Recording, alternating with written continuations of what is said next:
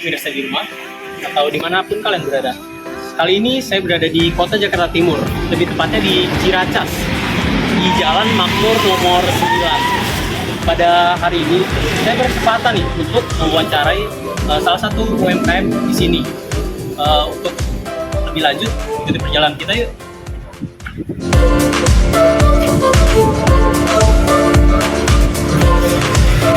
Ya, sekarang saya sudah di salah satu tempat UMKM yang tadi saya sebutkan, yaitu Nasi Uduk Khoir. Nah, sebelum kita wawancarai sang pemilik UMKM tersebut, perkenalkan dulu ya. Ini saya bersama partner saya nih. Kenalin dulu namanya siapa? Nama saya Imadi Arjuna. Oke, sekarang saya sudah bersama Imadi Arjuna nih. Nah, langsung aja yuk kita wawancarai pemilik UMKM tersebut.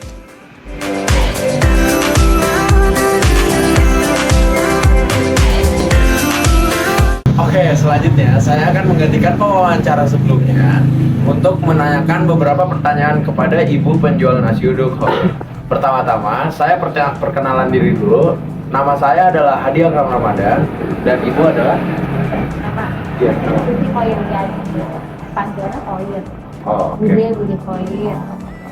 Ya, kita langsung masuk ke sesi pertanyaannya ya ibu ya. Nah, pertanyaan pertama adalah yang tentang bisnis dan inspirasi. Pertama, apa sih yang menginspirasi Anda untuk memulai bisnis ini? Inspirasi itu sebenarnya dari orang tua. Dulu udah mulai berjualan sejak tahun 2015 sampai udah lama sih 2017 ya. Dan dilanjutkan dengan saya tahun 2020 itu pun berhenti dulu gitu. Kita langsung melanjutkan. Cuma karena apa ya, berkabung ya, kalau Indonesia kan berkabungnya lama, jadinya mulai lagi tahun 2000 2021 kemarin ya. Nah, itu lagi ibu.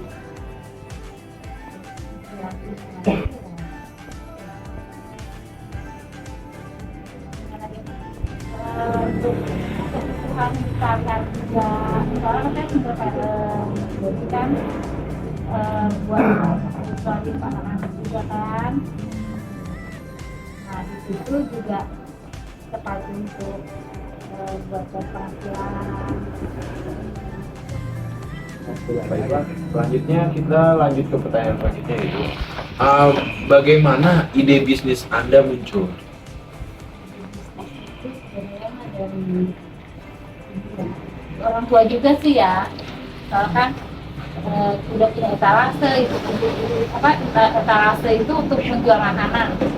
Nah, terus yang emang yang benar-benar orang butuhin itu untuk sarapan pagi juga setiap hari tuh pasti rutin. Nah, kalau misalnya orang bekerja nggak perut kosong kan, nggak apa ya, kayaknya ya kan dia pasti pengen cari sarapan atau apa, nah gitu. Itu basicnya. Jadi kalau berjualan tuh hanya sebentar gitu ya, dari jam 6 sampai jam 8 sampai jam 9 udah selesai gitu. Pasti kan itu kan rutin tuh, setiap hari orang maunya kan sarapan. Ya, jadinya biar gak ada penghasilan walaupun sebentar jualan, tapi udah ada hasilnya gitu. Selanjutnya kita ke pertanyaan selanjutnya ya. Apa tujuan utama Anda dalam mengembangkan bisnis ini? Selain jualan nasi uduk dan gorengan atau lauknya, kalau bisa juga makanan kecil kayak kue. Saya juga selain itu nerima pesanan kue donat atau pastel atau kue yang lain. Bisa kan setelah jam berdagang misalnya sore atau di lain waktu bisa diambil alih waktu dan ikut dari itu. Jadi mengembangkan misalnya itu aja. Jadi bisa selain jualan nasi uduk setiap pagi, bisa ada pesanan buat sore, bisa itu. Kalau pastel buat siang bisa kayak gini. Jadi beragam ya bisnisnya? Jadi beragam, nggak cuma jualan nasi uduk doang pagi, ya kelar bisa ada yang pesan. Bisa Kalau pesan buat hari Sabtu diambil sore bisa, kayak bikinnya mau apa gitu. Oke. Ya, mungkin bisa dilanjut pertanyaan dengan reporter yang lain ya Ibu ya. Sekian dari saya. Terima kasih. Udah, cut. Halo, saya Andika yang akan menggantikan reporter Hadi untuk pertanyaan selanjutnya. Pertanyaan kedua, Bu, soal pengalaman.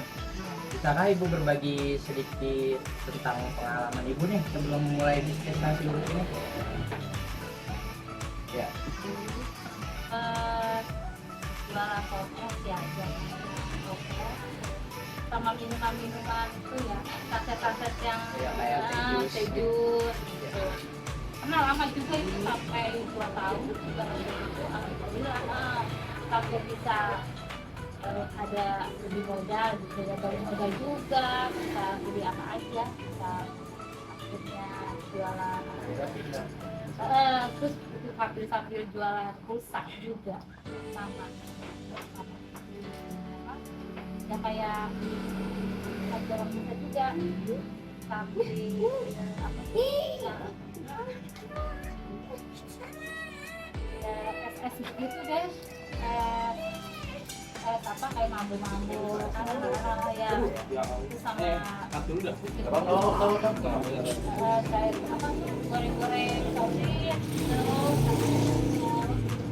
terus parkirnya juga banyak anak-anak yang udah pada berhenti ya, jadi udah itu berhenti buat jualan lagi ya, udah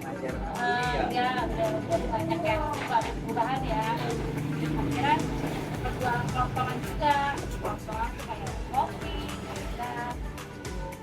itu juga lama jualan kayak gitu sampai banyak warung-warung banyak yang bersaing, akhirnya juga habis pekerjaannya. Akhirnya terakhir ya sampai sekarang tuh udah cuma yang alhamdulillah masih jalan.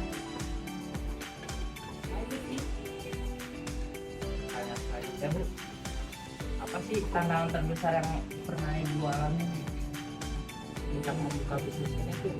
Terus bagaimana Ibu mengatasi masalah itu?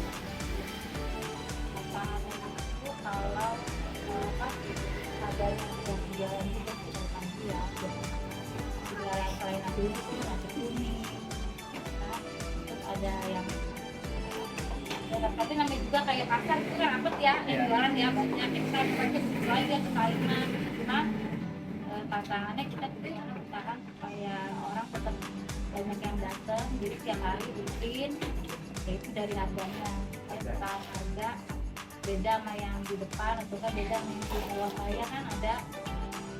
Kalau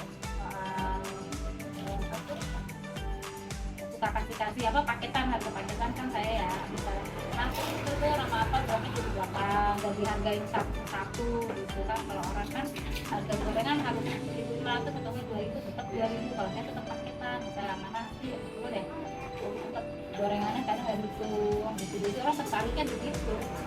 Kita jadinya tantangannya tuh ya harus berani main di harga, walaupun nanti tapi orang tetap datang.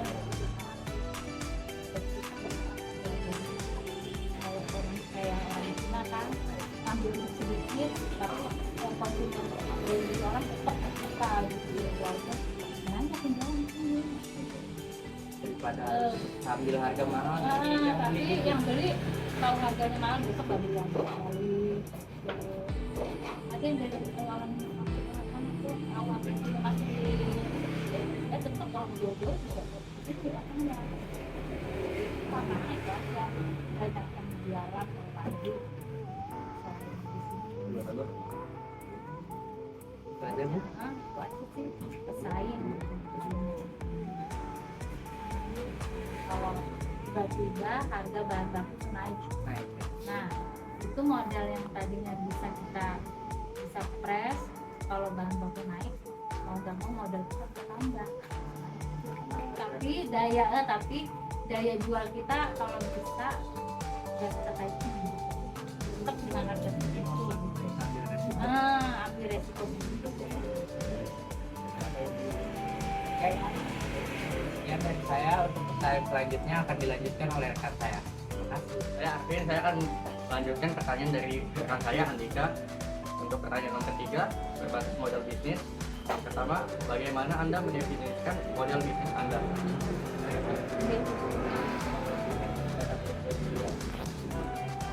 Kayak makanan itu bisnis Anda di bidang apa? Oh, di bidang kuliner. Bidang kuliner, makanan. Makanan ya, kue-kue juga selain nasi, gorengan. Gorengan. Ah, Untuk yang kedua, apa produk atau layanan yang ditawarkan kepada siapa? pada pekerja yang apa, yang para karyawan yang paling bawa pikiran. Untuk selanjutnya, apa yang membuat bisnis Anda unik atau berbeda dari yang lain? Kalau bisnis bikin fresh ya, langsung masih panas tuh kan enak tuh. Nah itu langsung bisa dimakan sama nasinya, atau enggak bisa makan di sini sih. Kan banyak kan ya kan bawa pulang kan. Ya. Kalau di sini makan di sini, jadi mereka lihat pas gorengan mateng angkat langsung makan. Iya. Untuk yang nomor 4, terlibat bisnis, bagaimana Anda mengukur kesuksesan bisnis Anda? Kita tambah modal, tambahkan kita bisa mengembangkan usaha. Ya itu ya. Sekarang kan ada GoFood, Oh, saya ya. bikin GoFood. Apa strategi Anda untuk mengembangkan dan memperoleh tadi pemasaran market GoFood? Sama kalau itu bisa makan di sini, kalau jadinya nggak hanya dibawa pulang. Apa peluang dan tantangan yang Anda lihat dalam beberapa tahun ke depan? Ini malah tambah banyak yang jualan juga ya, jualan duduk ya. Kalau peluang, Kalau peluangnya itu sih maksudnya kan orang nggak pengen coba yang lain, tapi nggak ada di sini kan, jadi peluangnya yang nggak harus jadi juga berpikir positif aja. Kalau jalan itu nggak bakal mati gitu ya, bisa buat apa berkelanjutan terus. untuk yang nomor 5, kepemimpinan dan tim. Bagaimana Anda memimpin tim Anda? Kalau kita nggak punya tim Mandiri. mandiri ya, jadinya berpikir sendiri gitu. Untuk selanjutnya, apa prinsip kepemimpinan yang Anda terapkan dalam tim Anda? Prinsip kepemimpinan. Karena mandiri mungkin lebih tepat sama kan? Nah itu dia nyemangatin diri sendiri ya, gimana dia bisa bertahan dan banyak orang yang pengen coba yang ini nih beda nih akhirnya gitu, berarti dituntunnya gitu aja. Bagaimana Anda selanjutnya bagaimana Anda membangun dan memotivasi tim Anda? Cara itu bisa ya berusaha tapinya, terus sama kita membuat hal baru atau kue-kue baru tuh yang bisa dipesan orang. Oke, itu saja dari saya. Pertanyaan selanjutnya akan dilanjutkan oleh rekan saya. Perkenalkan, nama saya Arjuna dan saya akan menggantikan partner saya, Arvin. Di sini saya akan menanyakan tentang kesalahan dan pembelajaran. Bisakah Ibu berbagi pengalaman tentang kesalahan atau kegagalan yang telah Anda alami dan apa yang Anda pelajari darinya? Kegagalan itu ketika di dalam masak kan ya, Ya, atau nah itu salah pilih beras, Oh. salah pilih beras itu maksudnya deh, biasanya kita berasnya bagus, ini enggak, akhirnya nasinya itu jadi kayak ketan, berasnya itu lembek gitu. Nah pas orang makan kita suguhin, kok bukan kayak nasi uduk tapi kayak nasi lembek dimasak, kadang tuh kecewanya begitu gitu. Dia tuh sampai dia bilang gini tuh yang beli, oh ibu nasinya begini lembek, nah kayak gitu. Tapi kan ada yang mau, ada yang enggak, saya bilang terserah, kalau nggak jadi ya nggak apa-apa, nggak usah beli jadi nggak apa-apa nih Bu, kalau kita nggak, saya nggak suka katanya gitu, saya nggak suka nasi lembek di sini, udah nggak apa-apa Om, kalau nggak jadi mah. Tapi ada juga yang mau kita jual juga gitu, itu tuh yang kadang bikin mentok ya, salahnya di situ gitu. Salah pemilihan bahan baku kadang gitu, kita kan beli kadang ngecer ya, udah sekali ya, pernah 2 kali, nah itu kadang bikin kadang ngedrop gitu ya, gimana nih besok kalau kita kita usahakan supaya kesalahan itu nggak terjadi lagi gitu di generasinya gitu doang itu kalau nasi. Nah, untuk pertanyaan kedua, apa saran Ibu bagi pengusaha yang sedang memulai bisnis mereka sendiri? Baru ya itu supaya kita berpikir positif walaupun baru buka, tapi misalnya juga nggak beli atau yang baru buka tetap ceria gitu, maksudnya tetap kalau pengen layanin orang itu harus senyum, jangan cemberut, jangan kayak orang males-malesan gitu. Kalau bisa ya kasih harga yang murah dulu. Kalau ada orang baru usaha kan, jangan kasih harga beda gitu, beda tuh harganya yang mahal gitu. Kalau bisa ya harga promo gimana sih? Ini kalau nasi yang lain misalnya 6.000 itu jual 5.000, itu kan promo ya. Jadinya kalau mulai bisnis jadi orang besoknya di situ lagi promo, tapi balik lagi kayak saya sih tahu juga paketan 7.000 karena kan udah 8.000 pasti mereka sudah kasih harga promo atau enggak. Jadi sih jangan diket lah jualnya, tetap misal ada yang bikin kesel nih, dia nawar harga tapi kita udah nggak apa-apa, kali aja nggak apa-apa gitu. Kita kasih senyum aja kalau dia nawar, nggak usah kita kesel. Dia nggak yang beda biasa. Tapi orang-orang itu kan pembeli adalah raja ya, jadinya mau nggak mau kita yang juga beda-beda perilakunya gitu. Kita ya ada sesuai dengan dia emang orang lagi kadang pikirannya emosi, jadi jangan emosi yang orang bilang jadi mereka nggak merasa depresi itu dengan harga lebih murah, jangan juga sama beli kalau jualan itu ya baru mau mulai jualan gitu, jangan lupa berdoa juga. Nah iya. Terima kasih ya Bu. Ya. Nah, pertanyaan berikutnya akan dilanjutkan oleh partner saya. Ya baik, saya akan melanjutkan pertanyaan dari rekan saya mengenai pandangan masa depan. Yang pertama, bagaimana Ibu melihat perkembangan industri Ibu dalam beberapa tahun ke depan? Ya, contohnya itu ini usaha nasi buduknya gimana untuk beberapa tahun ke depan?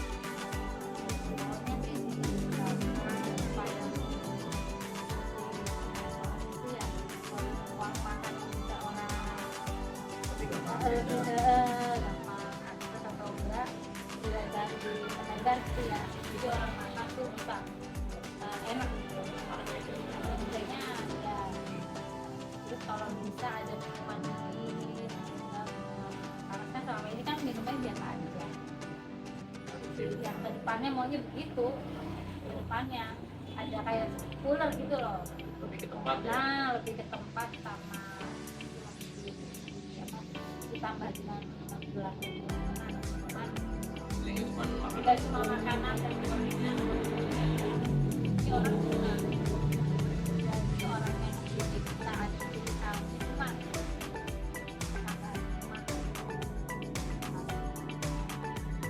Nah, lanjut ke pertanyaan berikutnya. Apa inovasi atau tren baru yang dia tuh pengen ngaruhin bisnis? Ya, contoh yang tren baru lah yang ngaruhin sama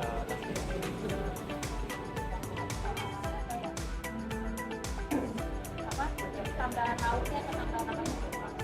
yang makan kan sekarang banyak makanan baru. Makanan lauk misalnya yang kayak Contohnya kan banyak tuh yang isinya mozzarella gitu. oh itu namanya Ya, kue gitu. Kue itu udah disain, bikin. Coba itu kalau itu cuma buat teman aja, nggak barengan dijual sama dulu. udah pesanan. Kalau khusus pesanan bisa dibuat di waktu lain. pagi sekarang nggak pagi biasa atau buat malam misalnya. Lanjut dengan tentang tanggung jawab sosial. Apakah bisnis Bude itu memiliki inisiatif tanggung jawab sosial perusahaan atau CSR? Jika ya, apa yang perusahaan? Jika ya, apa yang Bude lakukan? Kayak contohnya, ada pelanggan yang meminta pertanggungjawaban kalau misalkan dia sakit perut habis makan nasi uduk gitu.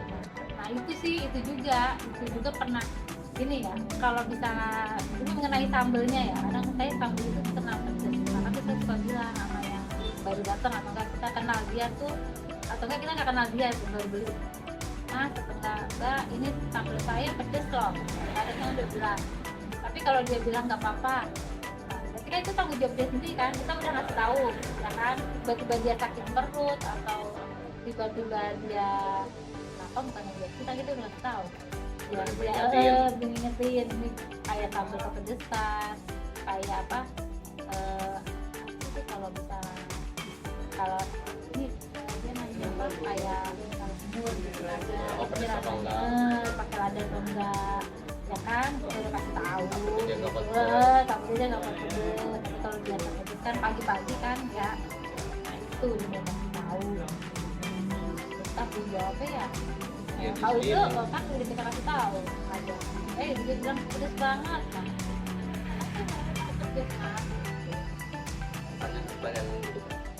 Bagaimana Bude berkontribusi pada komunitas atau lingkungan sekitar bisnis Anda, bisnis Bude? Ya misalkan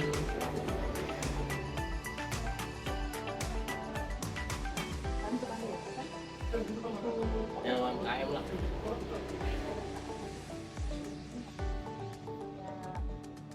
Yang nyumbang. Kalau untuk masyarakat mah nggak terlalu buat ada kontribusinya ya, cuma kalau biasa aja komunitas mereka ya itu kan biasanya diadain apa ya diadain acara, ada kita bikin aja sekitar kita apa aja gitu di luar, kontribusinya nggak harus sebulan sekali juga, sebulan sekali juga enggak, harus setahun sekali. Nah, begitu ya, sekian dari saya dan pertanyaan berikutnya akan dilanjutkan oleh rekan saya. Udah, iya, kata gua udah. Tapi udah. Ayo. Apa? Mana yang lain Yang lain panggil sini. Iya. Apa namanya? Apa? Host tour. Oh iya, host tour. Tuh.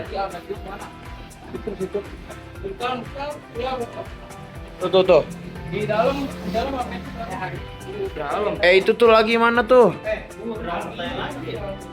Ya, saya Alvinza akan melanjutkan pertanyaan dari rekan saya Pak. Ini Ibu, pertanyaan ini untuk kayak tips untuk pengusaha pemula gitu. Jadi ada nggak sih kayak nasihat atau tips untuk pemula-pemula yang ingin baru mulai usaha di baru UMKM gitu usaha? Mengawali ya, dia baru memang sih modalnya kecil, cuma kalau misalnya pemilihan bahan baku itu sama kita harus bisa dengan modal double. Oh iya. Jadi nggak cuma misalnya kita masak untuk 5 juta, jadi kita harus punya 10 juta gitu, jadi modalnya double sama buat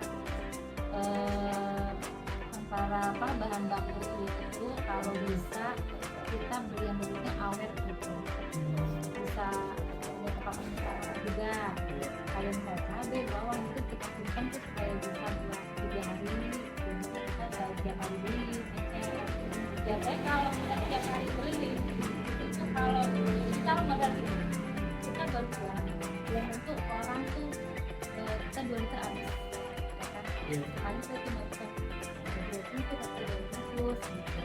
Nah itu biarlah itu aja kayak dari perkenalan kan, dan nggak sampai habis. Nah itu yang kita anggap itu udah buka itu buka modal, itu baru apa sih kalau mau dia jangan sampai modal yang tadi kita itu udah habis gitu. Jadi itu yang tadi kita beli kita sampai itu buat yang tadi hari pertama kita ada laku. Jadi untuk hari kedua kita masih punya itu beras itu modal apa bahan baku yang tadi kita harus simpan tadi kita pakai ini bukan modal, jadinya modal awal itu emang harus double gitu.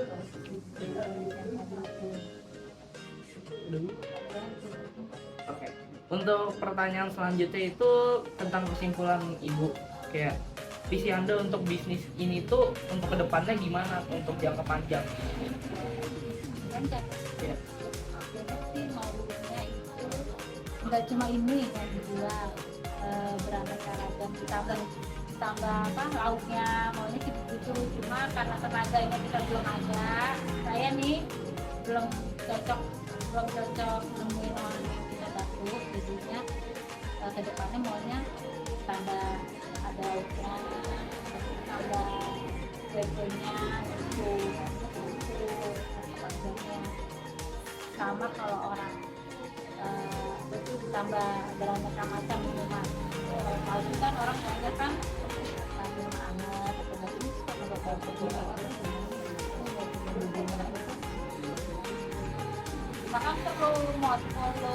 perlu rekan ya biar cuma bukan saya maunya bukan karyawan. Kalau misalnya kita kan pendapatan masih nggak terlalu banyak ya, kalau kita gaji karyawan belum mampu, jadi kita karyawan maksudnya rekan aja, rekan kerja gitu yang bisa belajar beberapa waktu buat layanin itu aja, layanin itu yang selain nasi uduknya kayak minuman kayak apa gitu, kayak jual ini loh kopi gitu ya kan, kayak gitu ditambah minum rebus banyak. Tapi kalau belum ya udah kayak gitu. Untuk pertanyaan selanjutnya, apakah Ibu punya pesan atau kayak apa ya, pesan-pesan untuk penonton dan audiens gitu? Kayak pesan-pesan yang mereka ingin memulai atau gimana kayak bagaimana? Jangan putus asa, yang penting itu pantang menyerah deh. Kalau jualan apa itu ya kita takutnya gini, nggak laku, terus itu mau dibuat mana gitu lah. Nah itu yang kadang orang nggak pasar tuh kalau jual makanan gitu. Kalau nggak laku kan basi, makanya kita harus sabar, terus percaya diri, kan? Pokoknya mental itu harus baja, jangan mentalnya besok lakunya nggak laku, jangan begitu.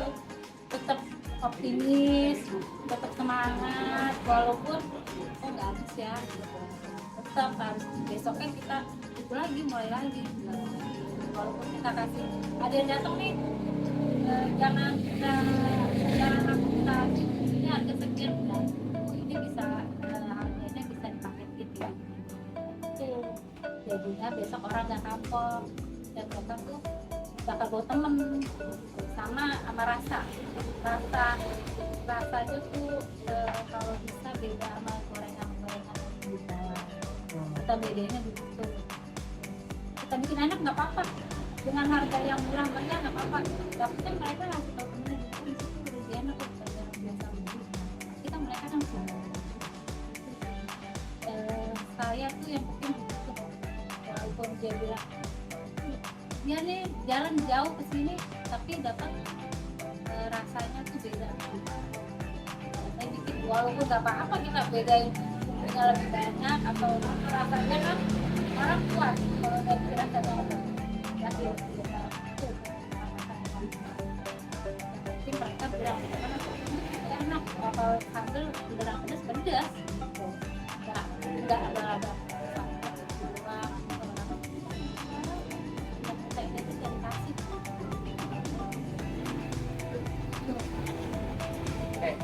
jadi itu adalah pertanyaan terakhir dan pesan-pesan dari Ibu untuk kalian semua. Dan setelah ini akan dilanjutkan oleh Alif yang akan menutup dan akan mereview tempat ini. Terima kasih. Setelah selesai mewawancarai pedagang UMKM nasi uduk Bu Khairah, sekarang kita akan nyobain jajanannya nih dari donat gula putih. Coba bisa dicobain dulu rasanya, Bung Juna. Katanya enak, top 1 dah. Pokoknya rasanya terenak dah. Pokoknya kalian harus cobain di rumah ya, kan bisa datang ke sini ke Jakarta Timur, lebih tepatnya di kota Ciracas, di Jalan Makmur nomor 9. Oke, mungkin sekian saja dari kita. Kurang lebih mohon maaf. Sampai jumpa kembali dan terima kasih.